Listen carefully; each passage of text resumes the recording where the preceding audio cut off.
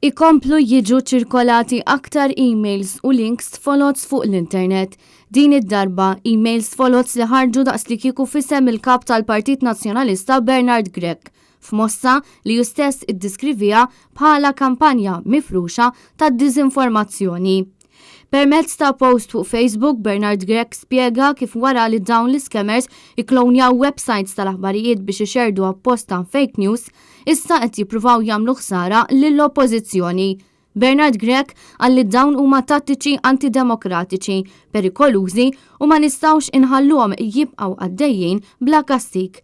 Ma nistawx naċċettaw li nsaħħu l-kultura ta' impunità li waslet tal-qtil ta' ġurnalista, saħaq Bernard Grech.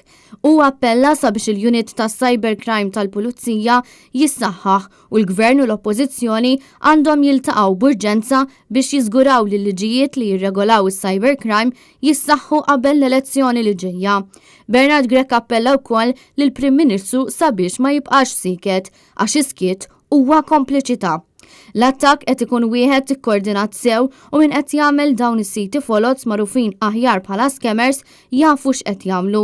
Dan hekk kif dawn jew oħrajn bl-istess intenzjoni malizzjuża qed jibgħatu wkoll emails folos minn sit elettroniku partikolari li jurihom daqs li kieku intbagħtu mill-persuna oriġinali.